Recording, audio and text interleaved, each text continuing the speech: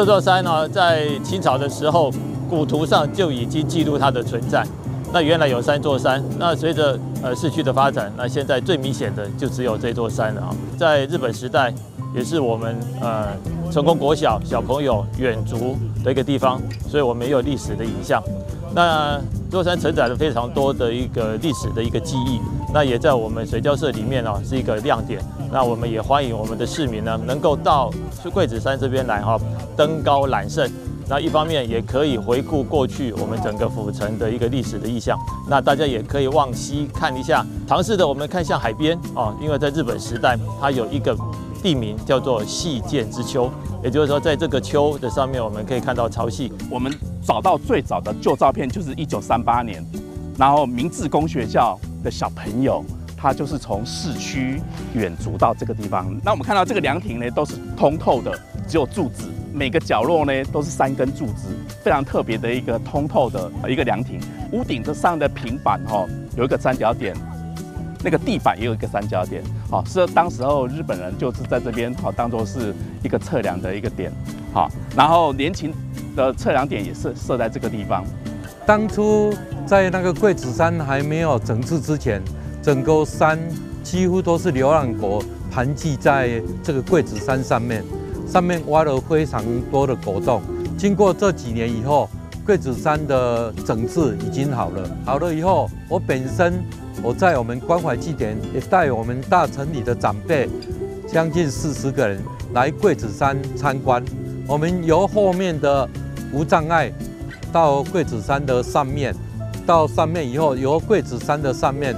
环顾四周围，每一个长辈觉得非常满意，也觉得非常好。掌握市政3分钟，台南进步向前冲。我们知道，水交社过去在台南，不管是在国防以及这个我们地方都是有个非常特殊的一个位置。很多历史上保家卫国的可歌可泣的故事都在这里面发生。另外，除了水交社文化园区之外，我们也把这个地方那个桂子山整理成一个非常具有历史特色的景点。那也希望说各位好朋友在春节的时候或在平常就可以来这边，不管来水交社眷村的店来消磨一整天或一个下午，或者是来桂子山爬这个台南府城第1高峰，这个是网友的戏称，但事实上这个地方也是一个非常好的一个休闲的地方，有历史文化的意义，有休闲产业的意义，欢迎大家来桂子山。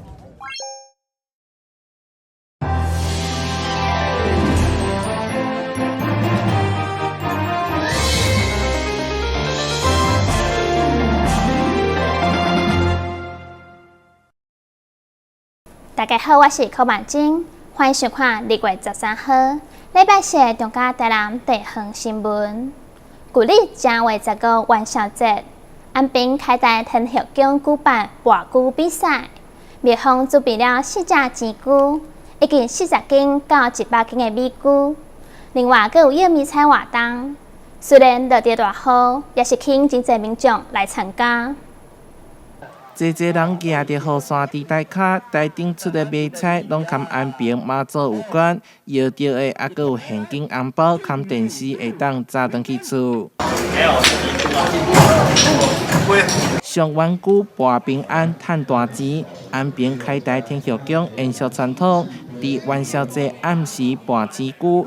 蜜蜂4只1笑半1笑无共寸尺的钱菇，以及100斤到40斤不等的米菇，博着圣杯上侪的人会当把菇请转去。其中这只米菇是由中嘉款品的业务跑走。有幸运的7杯刚要博着100斤的米菇希望会让保庇中嘉款品生意兴隆，财源滚滚也希望大家业务工程人员。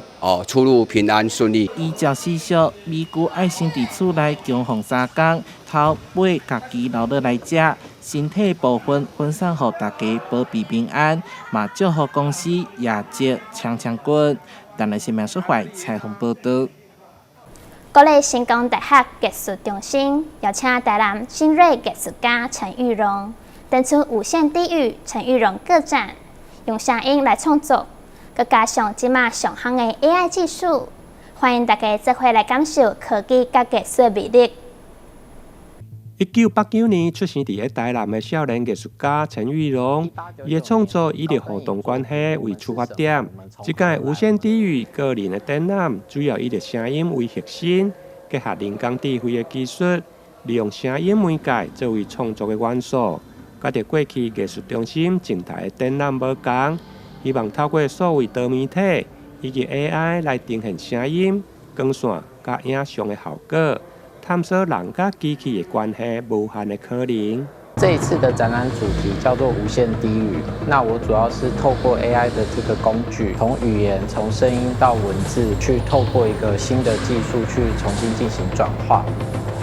自然，然后跟科技、跟人类这三者之间，如何透过另外一种新的平衡，那去达到在未来我们是不是有可能是跟机械共存，而并不是一直是一个对立的关系。那这个个展主要的主题呢，它其实是在探讨人跟这个所谓的空间场域之间的一个互动的一个关系，以及人跟时间的一个关系。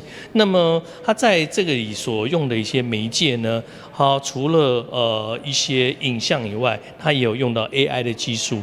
那所以这个对于一个新的一个艺术家在挑战这种新的一个科技的工具，然后作为一种所谓对一个生命的表达来讲，是一种新的很有趣的一个尝试。那对于成大而言，尤其是我们这个艺术中心比较多，以往比较多是属于在这种平面艺术或者雕塑的展览情况之下，那我们这次的策展呢，也结合了如何把这样的数位多媒体以及 AI 所呈现的声光影像呈现在这样有限的一个空间的一个会场，这个也是对我们来讲是一个很大的一个挑战。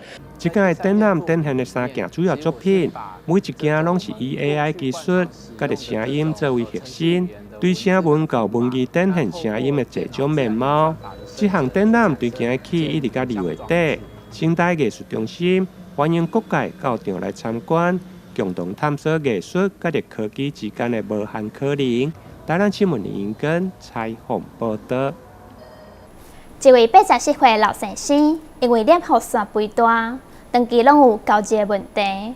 经过治疗，最近镜头更加重，用药也无改善。经过7日病院进一步检查，发现伊的血糖已经超过正常的5倍，恐惊有生命危险。一般男性交流放疗袂顺，就容易甲脸部线肥大有关。其中一位84岁本身就因为交流长期接受脸部线药物治疗，不过最近却开始恶化。经过转诊到市立病院家医科，发现原来是血糖高达474，已经超过一般人的5倍，恐惊有生命危险。糖尿病典型的症状包含了3多1少。吃多、喝多、尿多，体重减轻，所以它其实是多尿，多尿导致它的频尿，然后尿忍不住、尿急、尿失禁这个样子。那给了短期的胰岛素补充之后，它胰脏的功能恢复了，身体就可以好好的利用血糖。当然，男生50岁之后，攝護腺一定会有一些肥大的症状，有尿尿的症状，当然还是需要全面性的评估一下，这样子。医生进一步强调，慢性病控制不只是数值改善，更是预防后续心脏病、脑中风等并发症。依照中央慢性病风险评估的平台，以本身为例，脑中风风险高达8%。那依照医生的指示，用药控制，得当将风险降到66%。大大减少未来失灵或是需要长期照顾的机会。台南新闻军集采访报道。三明区的建兴市场内有一档咧卖咸糜，因的咸糜有满满的沙白鱼、蚵仔甲油炸粿，而且汤哥是用沙白鱼骨去炖的，啉起来是顺个甜，价小只要60块，互食过的人客拢非常娱乐。一大锅的咸粥里头满满的虱目鱼，加上蚵仔还有油条，这样一碗咸粥，小碗的卖60，大碗的卖70。亲民的铜板价让老顾客从开业吃到现在。这家位在三民区的咸粥，老板娘以新鲜的虱目鱼下锅熬煮，凌晨3点多，大部分人还在被窝，板娘就已经起床熬汤，不加味精以及味素，浓醇的汤底让顾客吃完还想再加汤。粥又好吃，鱼头又好吃，那我们每天都会想要吃。你若要加汤，伊嘛互你汤。人做好诶，伊用料实在，嘿，然后那个粥个控加做米做好食诶，好吃又营养又便宜，配料很浓，很营养，很丰富。有经过就会想要来他们家买，那鱼肉很多，经常来这边买，料就多。很好啊，就古早味啊，这边附近没有像他这种。我的人客拢，这其实无偌客，拢这到尾啊，拢这人客一个这一个介绍安尼啦，就愈侪人。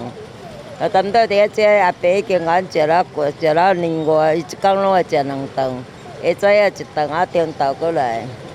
我的人客拢食了过来，食了过来的啦，嘿，拢是这客户咧捧场的啦，用沙白鱼骨啊，落去控汤的。拢用高汤落煮的，无咧烂面素的，天然的啦，古早味的。就讲哦，迄个玻璃刀烧啦，烧大趁钱啦。两个母仔做趁一个厝税钱甲工钱啊，我也无要求济啦。有一大部分的饕客除了买咸粥之外，还会再来一颗店家的招牌卤鱼头，搭配起来更过瘾。卤汁的香气结合虱目鱼头，真的非常对味。而店家所有的食材都是当天早上处理后进行烹调，让顾客可以吃到鲜味十足的粥品。此外，没有客人的时间，老板娘也没闲着，赶紧在一旁继续烹煮粥品，让中午要买粥当午餐的顾客也能吃到热腾腾的虱目鱼咸粥。粥不能久放嘛，因为它久放它会糊糊烂烂的，所以妈妈每次都会是一锅卖完，然后紧接着煮下一锅，确保它的新鲜度，那个热度也够啦。然后粥就是不会就是吃起来让你觉得好像是它整个是糊烂的感觉，没有口感。我鱼头烧足大的鱼头，介好食鱼头，一公我拢来卖200几粒，200-300粒，大家这大家调的。经营20年的时间，大部分都是回头客。老板娘以薄利多销的方式，让顾客可以用合理的铜板价买到高 CP 值的新鲜咸粥。记者魏国庆、陈英君高雄报道。旅游景点、私房秘境拢底家，特色美食报你知，生活时事抢先报，中嘉新闻周报，深耕在地，放眼全国，掌握最新地方资讯。每周6下午1点，就在高雄都会台。唐氏镇基金会工业品牌爱布罗梭伫台北七张地下广场开店，提供糖宝宝手工做的饼甲手冲咖啡。艺人李千娜也用导游的角色，带领大家来找美食，同时用行动支持糖宝宝。来的，对，今天早上才送到的。哦，这可以吃的，对，这是原味的。这就是吃了，然后就会一口接一口吃不停。对，这是早上才送来的。这盒是北车限定，然后这个的名称叫做拥抱世界。北车限定，然后是宝宝纯手工做的烘焙饼干，然后中间就是软糖。艺人李千娜吃着饼干，化身美食导游，带领大家挖掘美味。她担任唐氏镇基金会爱心大使，在公益品牌爱不啰嗦台北车站店宣传在地制作的精致美食及专业手冲咖啡，同时希望民众做公益，以行动支持糖宝宝及身心障碍者。其实我觉得支持爱不啰嗦不只是做公益，而且我觉得你希望可以大家都用行动来支持糖宝宝，因为像我常常就会去台北车站那个他们在烘焙坊那里的糖宝宝们，我们在看他们制作那些饼干的时候，就会觉得哇，他们很用力在生活，然后每天都很开心在做他想要做这件事情，这样我就会觉得一方面觉得很心疼，可是一方面又觉得哦他们好努力，然后这些东西都是他们很辛苦制造出来，跟它里面充满了温暖跟他们的喜悦，以及我觉得那是爱心的成分很多。每次去看到，不只是自己会开心，然后如果你们用行动支持他们的话，我觉得他们会得到更多。就是不只是他们直接制作这件事情开心之外，我觉得是用公益支持他们，他们会，我觉得会更富足。然后所以很希望大家可以，有多少能力，然后就帮助他们多少。唐氏症基金会公益品牌扩店，跨足台北车站百货商场，希望在这大量旅客与通勤族群必经之地，提供友善在地商品，并引领大众认识糖宝宝，进而凝聚更多有爱心的朋友。欢迎大家来买1收1的咖啡，可以秀那个滑霸大一个哦。我最拿手的是收购饼干哦。收购饼干是我做的哦，过来买哦。唐氏基金会除了服务全台3万多户的糖宝宝之外，其实这10几年来，所有账别我们几乎都有在服务。那不管从身障碍服务到配合政府少子化的公托亲子馆非营利，其实都是我们服务的整个一个范畴。那在这26年里，我们现阶段已经有74个服务据点。那从宜兰到高雄，那最远服务到马祖、释迦牟岛，其实都有我们的足迹。那12年前，我们看到台湾的很多的庇护工厂，其实都是在卖爱心、卖怜悯。所以当初我们就请我们的季董3363的总裁季董6636的季董，然后帮我们来为唐镇的庇护工厂来做一个品牌，所以当初就做出了爱不啰嗦。那爱不啰嗦的西班牙语就拥抱，就希望给糖宝宝一个爱，其实不要太啰嗦，一个拥抱，其实这样就可以。那也经历了这12、13年，那在台北、新北、桃园这几年，总共我们设立了4家的庇护商店的实体的一个店面，那也承接了新北、台北的一些身障碍的一个就业，然后每年大概有100至200位的身障碍透过就业媒合进入了职场，让这些身障孩子其实可以除了赚钱，还可以养家。我来到这边，我感受很深刻，因为我自己本身，我姐姐也有一位糖宝宝，今年已经35岁了哈。很可惜，就是因为没有早期的像你有这样的活动，外出跟交友，所以现在都待在家里。那就是我爸爸妈妈协助带，的确有这样一个宝宝在，那是一个天使。但是相对的，对家庭的这个付出来讲的话，也是要发挥很多的心力。那今天这个就是这样的一个公益团体，然后成立这样的一个糖宝宝支持的一个行动，然后成立这样的一个这个店面，让这些糖宝宝能够走出来，然后有工作，然后能够交友，然后身心也能够健康。我想这是最重要的一个目的。我也很感谢这个就是我们这个微风能够提供这样的场地。那我们当然我们台铁公司也会配合来支持。那非常恭喜爱不啰嗦的公益店在微风台北车站的 B1 楼开幕了啊！那么我们跟微风慈善基金会、微风集团跟唐氏症基金会的认识跟合作，其实是从微风广场第1年开幕的圣诞点灯就结起了这样子的缘分了。24年前，我们在微风广场的本店，也就是复兴南路那边，我们就是邀请了糖宝宝来为我们做圣诞点灯的活动。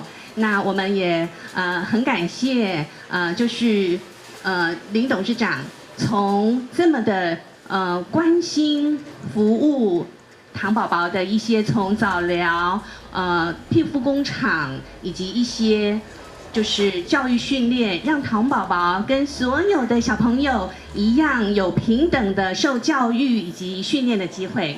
那未来我们也希望就是能够继续携手合作，让唐氏症基金会的唐宝宝们，以及很多的小朋友们有更多的教育以及一些医疗的一些服务。微风慈善基金会就是长期致力于儿童关怀的这些服务的项目。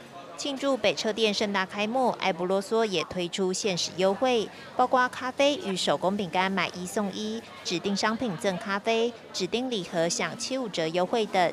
选购糖宝宝亲手制作的手工饼干，还能品尝在地精选食材特制的口味，同时为弱势团体提供帮助。记者翁宇俊台北报道。红山车站的后壁边原本反对中华住户，最近开始咧搬厝，也好即块市地中华区的工程会使重新施工。地政局表示，估计114年中会使拍通潮境路，车站路客接送区也要开始起，到时交通会更加完善，对地方的发展将有帮助。凤山车站南侧反对重划住户近日展开搬迁，将18年的抗争行动终于画下句点，也让这片85期市地重划区重划工程得以重启施工。地政局预估114年中打通草井路，车站乘客接送区也将辟建，届时将整合周边出入交通，完善站区的环状道路系统，繁荣地方发展。是特别感谢我们副秘书长，我们陈副秘书长有亲自率队亲自去跟他沟通，那也获得他们陈家的这个谅解跟这个配合我们这个拆迁。这个15米道路打通之后，以后这个南北向的路它就不会有人车争道。那临停的部分也可以改到这边来，一定会带动我们凤山车站周边的这个整个市容、景观、交通还有商业的发展。那相信周边的民众也可以获受益。预计大概今年中旬就会打通。那到时候整个环状道路就建设完成了。由于反对住户位于车站南侧计划道路草井路的中央，除了造成道路无法开辟、居民出入车站不便，还衍生人车争道等安全问题。现在终于获得解决，地方除了高兴，还有更多期许。都一定较方便的啊，方便啊，当然好处啊。环绕起来安尼较方便啦，较时间较省啊。你若这搭要去仁武遮这逐条嘛通啊，那去了就好啊。不用骑很多地方就可以直达这样子啊。比较顺吧。我们凤山火车站周围的一个发展会更好因为路有通会带动更多的人潮进来。那现在还有一个隐忧就是说，因为这边离捷运站也是有一段距离，那我们也希望说到时候这个捷运蓝线能够进到我们凤山火车站这样到时候接驳能够更方便，然后能够容纳更多人愿意到凤山来这边进行洽商或者是观光。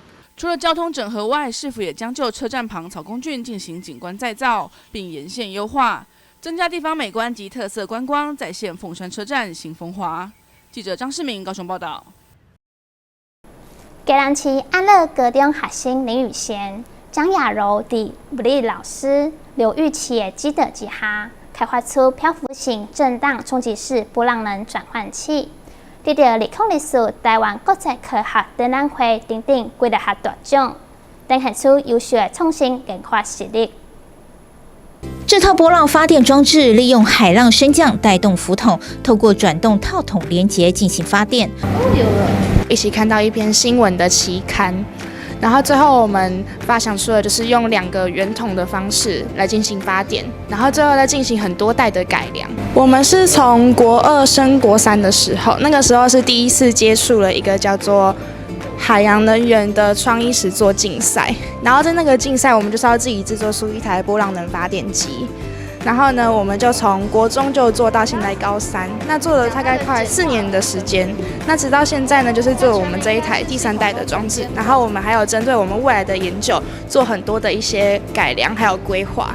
安乐高中学生林雨贤、江雅柔2位同学从国3开始研究近4年，持续改良作品至今，展现出优秀的科研实力。我们目前是到了海洋大学的实验室进行了数值模拟的分析，找那个最适合的筒长，然后还有宽度以及里面的负载铁片数量，还有吃水的宽度。那我们透过了模拟之后，我们将转换效率从原本的0.1% 提升到了5.4%。那未来也希望能够继续进行实验，然后让我们转换效率能够提升到11%。安乐高中致力于能源教育及实作课程将近10年，近年来在各项竞赛中屡创佳绩。像这一件作品就荣获2024年台湾国际科展3等奖、全国高中职创意发明竞赛优等奖，以及台湾能永续能源创意实作竞赛银牌奖。学生的自主学习能力很强，像是运用3D 绘图软体自学绘制模型图，展现高度的学习热忱。那我们期待的下一代的能源转换效率可以达到15%以上。那这2个孩子将来上到大学之后，希望他们能够继续相关的研究，让台湾的永续能源能够朝更好的方向去发展。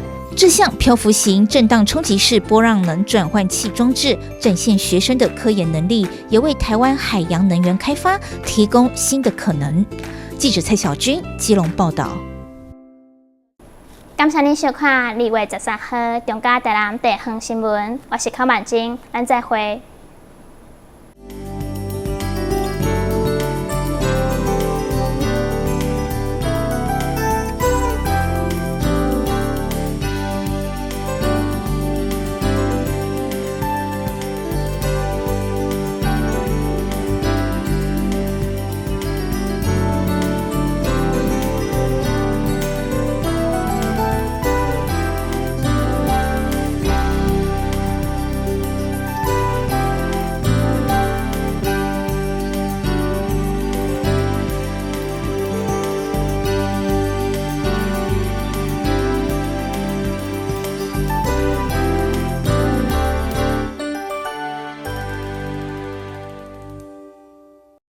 阿妈你好，阮是来甲你送消防平安的，这是阮厝内24点钟的保镖。伫第一个时间，伊会当甲咱，若像甲咱叫醒共款，互咱知影讲哦，隔壁有状况发生。助警器有分侦烟室与定温室，分别装置于居家的不同环境。助警器是居家防火的预警防线，安装完成按键测试，它将成为居家的守护者。安装助警器，5增5波比哦。1号选手出场，信心十足。挑战失败，骑车上驾训，安全不靠运。2号选手考场练习，看起来有些紧张。是过关了吗？挑战失败。骑车上驾训，安全不靠运。待考区2人组第3次报考。这次如果真没有考过，我就不要考了。我有办法。骑车上驾训，安全不靠运。现在报名还有补助哦。刚逃，只来1天也可以保职灾保险吗？可以。啊，我们不是公司，这样也可以加保哦。可以。加保职灾保险会不会很难啊？一点都不难，可以通过统一超商 iPhone 机台申报，或透过电脑、手机上劳保局官网申报。代为申报特别加保的职业工会也能办理。缴费完成，保障生效。实际从事劳动人员也适用于特别加保哦。特别加保真便利，临时上工好安心。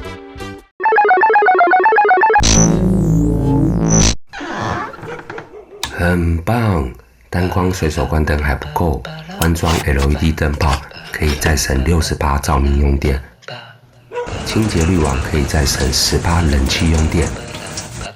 等下课多点就可以看更久的卡通了吗？不是为了留下更好的世界给你。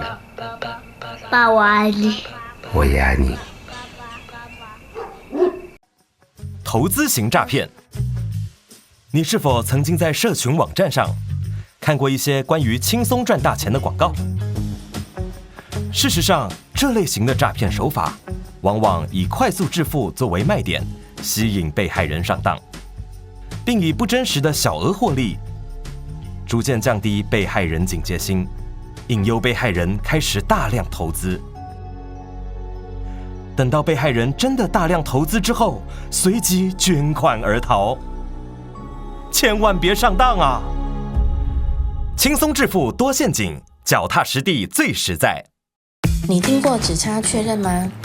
交通部于112年3月起，已全面要求运输业驾驶人应落实路口停让行人，并要求大客车驾驶人于路口要执行只差确认。另外，大货车驾驶人也于113年8月扩大响应转弯暂停、安全在行运动。大型车辆路口应停让。租屋看屋时，应注意屋外式热水器是否安装在室外通风处。